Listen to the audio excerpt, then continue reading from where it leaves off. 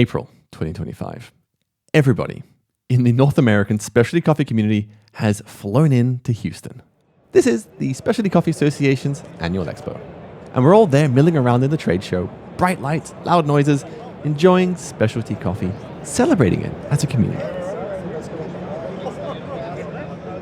But then, on the second day, everyone's phones blow up with a shock announcement. A decision that came completely out of left field. The SCA, the Specialty Coffee Association, announced that the Q, the quality grading system, this flavor assessment tool that's been the bedrock of the specialty coffee industry for 20 years, is going to change in major fundamental ways in a matter of months. It is really hard to overstate how important the Q is to specialty coffee. The Q helped us define what specialty coffee even is, a tool that would massively influence how much a farmer gets paid for their coffee. A tool where thousands upon thousands upon thousands of coffee professionals have given up weeks of their life and thousands of euros to learn how to use. But the SCA said that in a matter of months, that entire system is changing. It was really quite extraordinary walking around because everybody was like shell-shocked. I heard anger, frustration, disappointment. And the SCA's replacement for the Q, the CVA, Coffee Value Assessment, which will confusingly also be called the Q going forward, there were so many people who were mistrustful, very unenthusiastic, to put it mildly. And look, a lot of those feelings are because of the politics behind this shift. But I don't want to get bogged down into that. That's not what this episode is about. If you do want to get into the inter-organizational politics of the whole thing, Lisa Farr of the Map It Forward podcast interviewed the head of CQI, the organization that was giving the Q over to the SCA. And Michael Sheridan, the head of CQI, he lays out the context very clearly. Link in the show notes. And to be super clear, what you're going to hear in these episodes are my own personal observations. I'm not affiliated with the SCA or any of the organizations mentioned, and this episode doesn't have a sponsor either. For me, that announcement in Houston marks the dividing line between two different eras.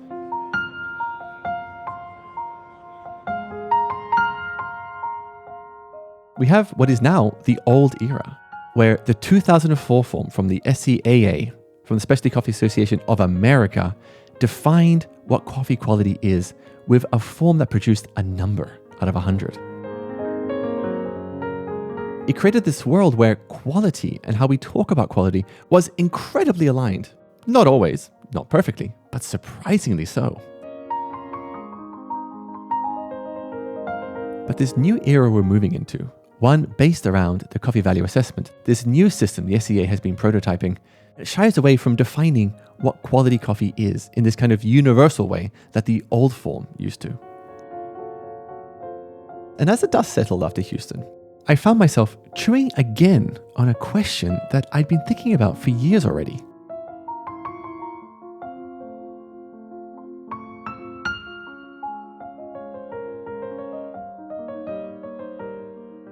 How did we, in specialty coffee, end up with such a definitive idea of what a quality coffee tastes like? How is it that across continents and different cultures, you get two specialty coffee professionals together in the same room and ask them to describe what makes for high quality coffee, and they will both probably say clean, sweet, juicy, bright. Where did that definition come from? Why those attributes? And is this a good or a bad thing for coffee farmers? In this 3-part mini-series, I'm exploring the question, who got to decide what good coffee is? What happens when that decision is frozen into a cupping form? And how does that impact coffee farmers?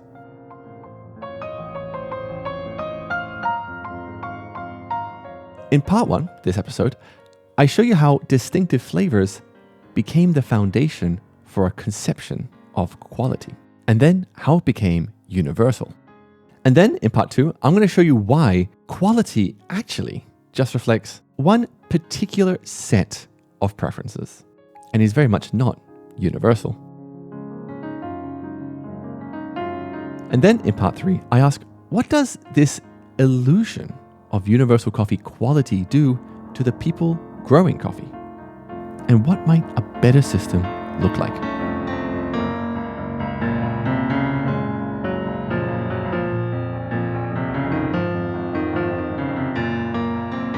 I'm James Harper, and this is Filter Stories, the untold stories hidden in a cup of coffee.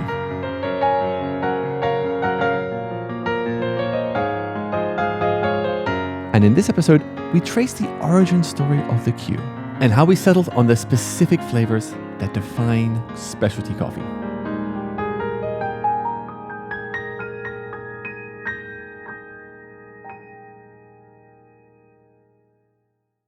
So the 2004 cupping form from the Specialty Coffee Association of America defined the quote-unquote old era of coffee quality. This form gave us the tools for defining sensorially what coffee quality is. This is the form that splits the sensory coffee experience into lots of different categories: sweetness, flavor, body, aftertaste, clean cup. But I was curious to know, why those attributes? Why not other attributes? Where did they come from? Well, to get an answer, we have to go right back to the beginnings of the specialty coffee movement itself. I'm serious, honey, your coffee's undrinkable. It's pretty harsh. Well, so's your coffee. Back in time to the 1960s in America, the dark days, before there even was specialty, before it even had its name. Why don't you try instant Folgers? Tastes good as fresh perked. And then a small movement develops, what we would today call the specialty coffee movement. And there were many people in it, all pursuing similar aims. There are dozens of people I could have chosen to focus this story on, but I want to focus it on my personal favorite story. A legend, the founder of Knutsen Coffees. My name is Erna Knutsen, Erna-Knutsen. I want to focus on Erna's story just because I love it so much. She christened our industry with its name. I don't know, it sounded good, specialty coffee. And people looked at me and said, specialty coffee? What the hell is that? Well, what could you say? Fancy, extra fancy, fabulous? You know, the girls down at the office make better coffee on their hot plates. And what I also love about it is the fact that, she was a woman in the 60s and 70s who was stuck under a glass ceiling in a man's world. She wasn't even allowed to taste coffee in the same room as men. I was kept out of the cupping room because I was a woman. But they were all men, and they decided that women didn't deserve the break. But she would eventually smash through that glass ceiling by, in her words, I bought the company and fired them all.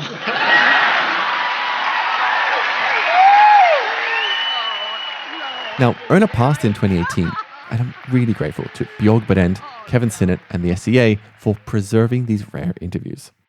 But now let's rewind the story back to the dark days before there was specialty, when Erna was still under that glass ceiling. Erna's personal discovery of what would become known as specialty coffee began for her in her late 40s. Living in San Francisco, she had taken a job with the coffee importer BC Ireland.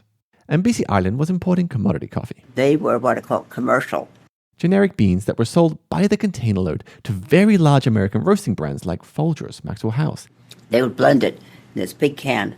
They'd be blended, ground up, and then sold in tins on supermarket shelves, bought by American housewives who'd scoop the grounds into a percolator and then brew up a weak, watery batch of coffee served with creamer and sugar. This is the world of mainstream commodity coffee. Few consumers had any idea that coffees could taste dramatically different. At this coffee importer, Erna's work was mostly just secretarial, keeping track of the green coffee that the company was buying and selling. But her role also included handling the inbound queries from tiny little roasters on the West Coast who were looking for very, very small lots of somewhat more interesting coffees. So, day in, day out, Erna is tasting generic commodity coffees on her desk because she's not allowed in the cupping room. And none of these coffees are terribly exciting or interesting until one day, something shakes Erna's world. A car pulls up outside the offices. One day, a young Indonesian came in. He was a student at Stanford, the son of Pewani, the great big firm that sells the finest Sumatra there is in the world. And the son of this large Indonesian coffee producer says, I've got a very rare Indonesian coffee. Mandaling Sumatra. An Arabica coffee from the island of Sumatra in Indonesia. Mandaling Sumatra is named after the people who live there, and it's known for its wet-howled process that gives it a very heavy body, low acidity, and deep earthy spice flavors. Well, my heart stopped because I'd heard of that. And my best customer, Erna, if you ever get anything like Mandela Sumatra, please let me know. Erna brings the green beans upstairs to get roasted. There were 4 men, and I was sitting in the back because I was female, and they roasted it, made the coffee, and the guy who roasted it said, "Ernest, stay in your cubicle. We'll bring you a cup." And eventually, a cup is brought to Erna's cubicle. Oh, my God. It's creamy. Oh. Erna tastes something distinct. This luscious creaminess. And my God, it really was the finest coffee I'd ever had in my life.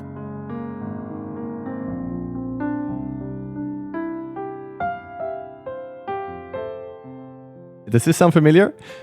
This is the aha moment. The same aha moment that everybody who loves specialty coffee also experiences at one point for the first time. I experienced it myself under the train arches of central London drinking my first specialty coffee from Monmouth. You had your own experience, and that's why, ultimately, you're listening to this podcast. And this aha moment, it's all about flavor. This is the first value that continues to define specialty coffee today, the foundational value. Specialty coffee is all about distinctive flavors. And in these archival interviews of Erna, she's in her 90s, but you can still hear how much passion she has for these distinctive flavors. I love every coffee we sell. It's like a love affair. We buy the best. I love Brazils. I love Kenyas. Oh my God, they're wonderful. It's the royal coffee. I love Yoga Chef Harar. Oh God, wonderful. It's such a fun thing because here you have the best of a product.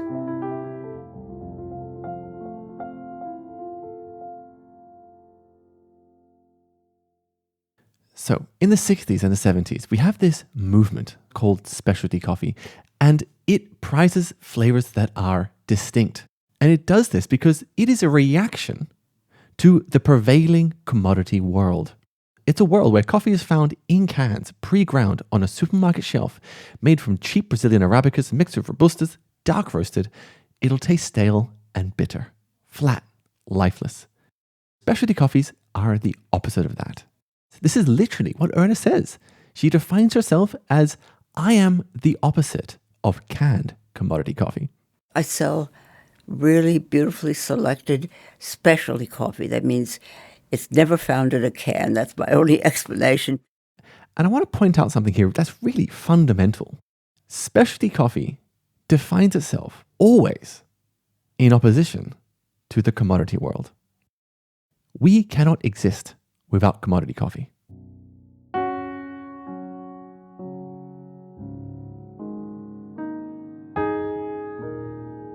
In the field of social psychology, this is known as social identity theory. Groups define themselves by what they are not. Vegans, people who don't eat products from animals. Non-smokers are those that do not smoke. Atheists don't believe in God. And so, the roots of the flavors that would form the basis of the Q form are found right here. The flavors prized by the Q are the opposite of those found in the commodity world. And coming up next, we dive deeper into what exactly those flavors are.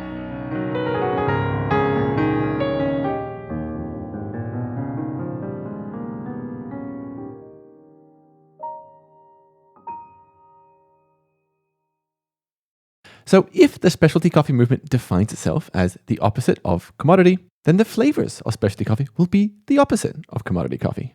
But what exactly are those flavors? All right, we are recording right now. Well, to get an insight into how these developed and eventually would form the basis of the Q, I had a fantastic conversation with the American specialty roaster, George Howell, one of the pioneers of the specialty coffee movement. As of next year, I'll be in specialty coffee for 50 years. So George tells me that when he started his roastery in Boston back in the 70s, he definitely was not a coffee expert. He was just learning as he went. We were kids in a sandbox at that time, right? Just learning. We didn't know how to cup. I wouldn't really start cupping for another 13 years. And as he is tasting, just exploring what the coffee world has to offer, he begins to zero in on sweetness. And what did you mean by quality back then? Like, well, if you were to distill it. That sweet flavor, right? So that's all I knew. I'm sure I had other descriptors, but that's the main drive. And it always has been. To this day, sweetness is number one, right? Number one. A lot of coffees don't taste sweet. They don't have that. And so sweetness becomes an attribute that distinguishes a specialty coffee from a commodity coffee. But it doesn't stop there. Another distinguishing flavor attribute that George zeroed in on back in the 70s was acidity. And without that acidity, everything becomes flat. As a roaster, George focused on roasting coffees lighter so he could bring out that vibrancy. Again, in contrast to the flat dullness of a dark roasted commodity coffee. And over time, George and other specialty coffee professionals zero in on yet more attributes. For example, clean cup. I make the comparison to a window pane. You want the clearest window pane possible to enjoy the landscape that's in front of you. That's what clean cup is. And you can go through every part of the Q form and every component of that form: aroma, acidity, flavor, body, aftertaste, balance, clean cup. They all reflect attributes you rarely find all together in commodity coffee. These are the things that make a coffee so distinct, so special. Okay, so now let's turn to the form itself. Why did America's specialty coffee professionals in the 90s decide to create a cupping form for specialty coffee? What were they trying to achieve? What problems were they trying to solve? And so to get a view into the creation of this seminal cupping form, I spoke to one of the big figures of the movement at the time. My name's Rick Reinhardt, and I spent 35 years in coffee, about 20 of that as a coffee buyer and roaster. I did 12 years as the executive director and CEO of the Specialty Coffee Association of America and later the Specialty Coffee Association. And just for context, the Specialty Coffee Association of America merged with the Specialty Coffee Association of Europe about 10 years ago to create what is today the SCA. As Rick explained to me, one of the big problems that the form set out to solve was a communication problem. They were born of a desire to create a common language between buyer and seller. By the 90s, we have all these American coffee professionals identifying all these flavors that make coffees unique, but they're struggling to communicate it with one another. When an importer picks up the phone to one of their roaster customers and says, "Hey, I've got this really, really fine Guatemalan," the roaster's like, fine how? Is it floral? Citric? Do you mean it's just really, really good? Going back and forth like this creates so many inefficiencies. It slows down the trade, wastes people's time. The Specialty Coffee Association of America wanted a system to quantify flavors so specialty coffee professionals could talk to one another much more efficiently. And so a movement begins to harmonize everything into one system. This process that began in the 90s would eventually result in the 2004 cupping form. But what's really interesting is that Ted Lingle, the man who led the initiative within the SCAA to create the cupping form, he and many others wanted a form that did more than just communicate what a coffee tastes like. They wanted a form that would help highlight and reward distinctive pleasurable attributes in a coffee. As Rick explained to me, there was actually already, by the 90s, a grading system for commodity coffees. But specialty was looking for something completely different from the commodity world. While the commodity world was obsessed about defects, in the specialty world, roasters wanted flavors that made coffees distinct. Things like sweetness, acidity, clean cup. The specialty buyer tended to have the mirror image perspective of the commercial buyer. So the commercial buyer is looking for coffee that is free of defects. And the specialty buyer was looking for a coffee that had the presence of positive nuances. In particular, I think at that time we were very much interested in a taste of place. Does this coffee taste like it's from Guatemala? Does this coffee taste like it's from Colombia?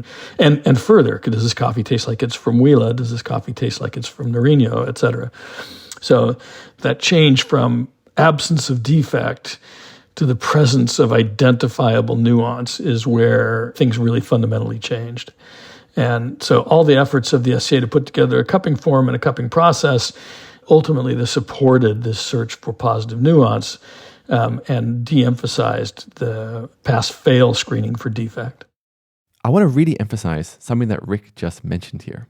Although the problem the form set out to solve was this issue of communication between specialty coffee professionals, the form was trying to do more than just communicate flavor.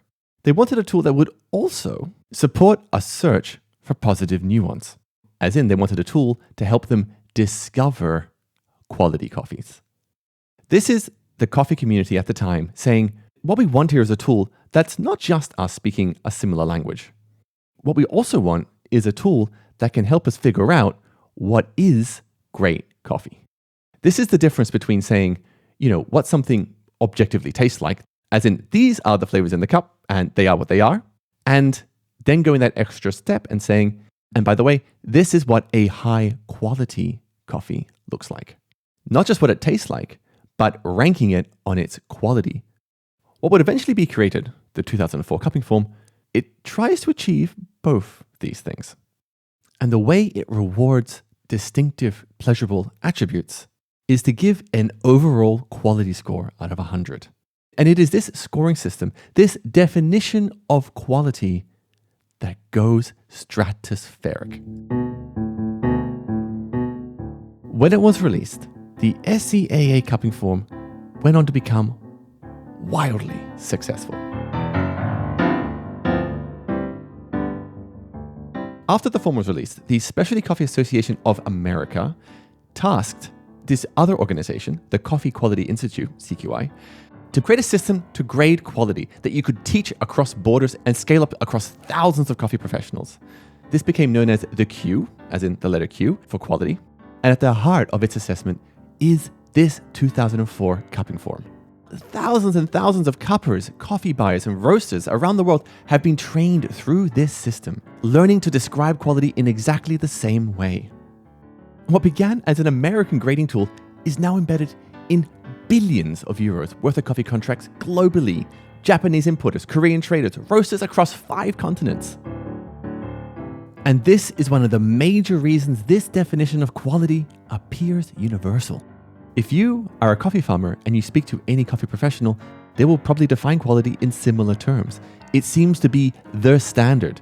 This numbering system floats above every coffee we drink.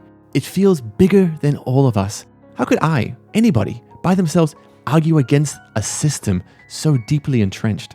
A definition of quality set in stone like this.